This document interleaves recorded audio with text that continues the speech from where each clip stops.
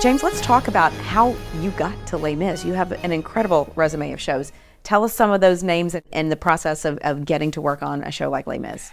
I got involved in Les Mis because I was the music director for the last Broadway revival of Miss Saigon, which is obviously the same producer, Cameron McIntosh, the same composing and lyricist team. They were looking for someone to supervise the touring company at that point. I had actually never worked on Les Mis, even though it's been one of my favorite shows since college when I first saw it. And I was brought along at the beginning of the tour prior to the pandemic. And here we are. Tell me exactly, for people who may not know, what does a music supervisor do? My job entails many different aspects.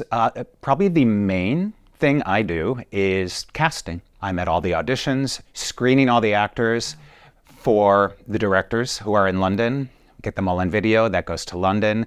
So I'm sort of, I say like in a sports team, the guys who are like scouting the new talent to feed up to the majors. And on a show this big, that process happens often. Also, I am in charge of supervising the actual music department, staffing the conductors. We just had a new conductor join in January. So I trained him, got him into the show. I hire the musicians that travel with the production. These songs are so iconic. To try to find the right voices and the right musicians to bring them to life. Tell us what we'll be able to hear when it comes to Cincinnati. You're going to hear some of the finest voices I've ever worked with. I see the show about once a month all over the country.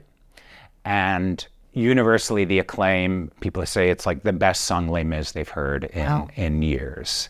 And I agree with that. Is there a moment in the show that is your favorite? It's sort of the obvious one, but I have to admit, Bring Him Home.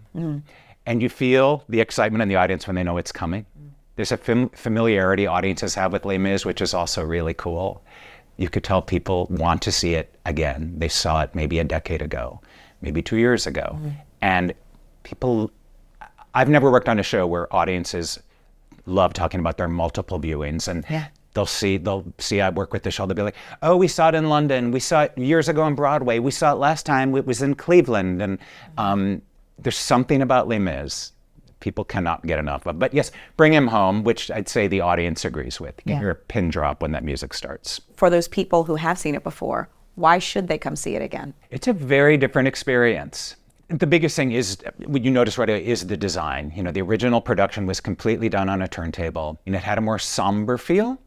This production has a more uplifting feel. Is there anything you want people to come away with after they watch the show and you're like, this is what I want you to walk out of the theater thinking, knowing, and doing? Yes, well, I want them to, which they hopefully will, is say that is some of the most gorgeous music ever written and I've ever heard.